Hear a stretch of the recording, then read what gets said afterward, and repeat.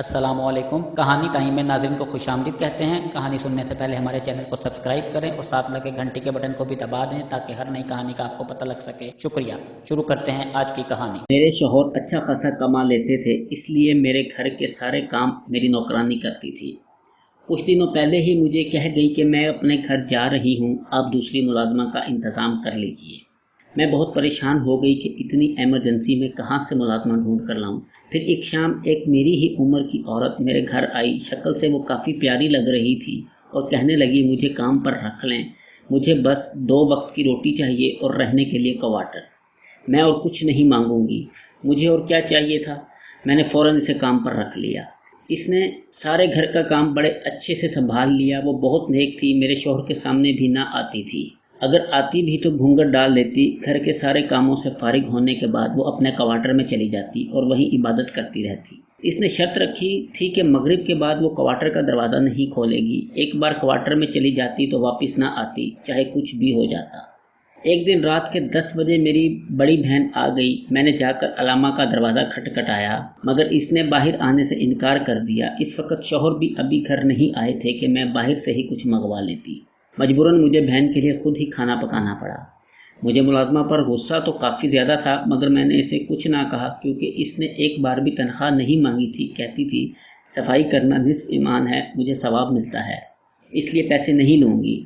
अब मैं नई मुलाजमा को हाथों से कैसे गंवा सकती थी, जो पैसे भी ना ले और मुफ्त में काम भी करती रहे।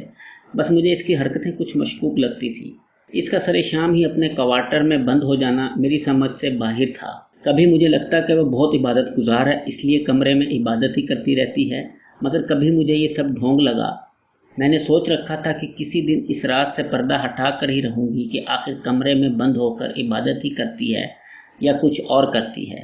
एक दिन मेरी 6 माह की बेटी को बुखार हो गया। बहुत डॉक्टर बदले मगर आराम नहीं आया। मेरी सहेली ने कहा कि किसी एक इंसान से दम करवा लो, क्या पता ठीक हो जाए। मैं कहाँ किसी नेक इंसान को जानती थी सिवाय अपने काम वाली के, इसलिए बच्ची को लेकर इसके क्वार्टर में चली गई। हस्बे मामूल इसका दरवाज़ा बंद था। मैंने दरवाज़ा खटखटाया, इसे बहुत आवाज़ें दी कि बेटी को दम करवाना है, दरवाज़ा खोलो, मगर इस बंदी ने अपनी कसम ना तोड़ी। मैं मायूस होकर वापस चली आई। अगले दिन जब वो घर की सफाई में मशगूल थी तो मैं चोरी चोरी इसके क्वार्टर में चली गई। मैंने इसके पूरे कमरे की तलाशी ली, मगर मुझे कुछ ना मिला सिवाय इसकी शादी की तस्वीर के।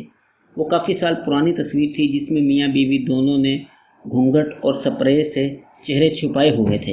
मेरे शौहर कुछ दिनों के लिए काम से बाहर चले गए तो मैंने अब इस पर कड़ी नज़र रखनी शुरू कर दी। इसके क्वार्टर से किसी के बोलने की आवाज़ें भी आती थी। एक दिन मेरे बड़े बेटे ने बताया कि इसने किसी को मुलाजमा के कमरे में जाते हुए देखा है। मैंने मुलाजमा से पूछा तो कहने लगी, बाजी मेरा घर वाला कभी कभी आ जाता है गांव से मिलने। मैंने कहा, अच्छा ठीक है, अब की बार तुम्हारा शौहर आए तो मुझसे मिलवाना। मेरी बात पर इसका रंग उड़ गया और वो भाग गई।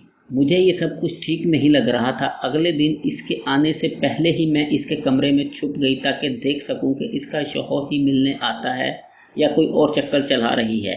आधे घंटे के बाद वो अपने कमरे में चली आई और तैयार होकर किसी को फ़ोन किया और कहने लगी, आज बीबी घर पर नहीं है, मैं भी अपने कमरे में हूँ। मुझे जानने का तजस्सुस हो रहा था कि आखिर वो किस को बुलाने जा रही है। थोड़ी देर के बाद दरवाज़ा खुला और जो शख्सियत कदर दाखिल हुई, इसे देखकर मेरे सर पर आसमान फट गया। वो तो मेरा ही शौहर था। मुझसे बर्दाश्त ना हुआ तो मैं ना चाहते हुए इन दोनों के सामने चली आई। मेरे शौहर के रंग उड़ गए। कहने लगा, मुझसे नाराज़ होने से पहले मेरी बात सुन लो। ये मेरी पहली बीवी है। आज से 10 साल पहले गांव में मेरी इससे शादी हुई थी। फिर मैं शहर आ गया तो इसको भूल गया और कुछ अरसे बाद तुमसे शादी कर ली और पलट कर इसकी खबर तक ना ली। ये इतने साल अकेली रही मगर इसने मुझे छोड़ा नहीं। अब सिर्फ कुछ दिनों के लिए आई है कि मरने से पहले चंद दिन मेरे साथ गुजारे। मैं इसकी आखिरी ख्वाहिश को इनकार न कर सका। इसे ब्लड कैंसर हो गया है और ये सिर्फ चंद हफ्तों की मेहमान है। ये सब सुनकर मेरे पैरों तले से ज़मीन निकल गई। इस सब में इस बेचारे का तो कोई कसूर नहीं था। मैं ही दोनों के दरमियान में आ गई और इस पर सोतन बनी थी। इसकी आला ज़रफ़ी थी कि इसने कभी आकर अपना हक नहीं बताया। मैं इसे क्वार्टर से अपने कमरे में ले आई और कहा, आज से ये तुम्हारा कमरा है, अपने मियाँ के साथ इसमें रहो। फिर मैं कुछ दिनों के लिए बच्चों को लेकर मेके आ गई। चंद दिनों बाद मुझे इतला मिली कि मुलाजमा की वफ़ात हो गई है। मुझे बहुत दुख हुआ। वो बहुत अच्छी थी। अब भी जब इसकी याद आती है तो मैं इसके लिए दुआ करने लगती हूँ।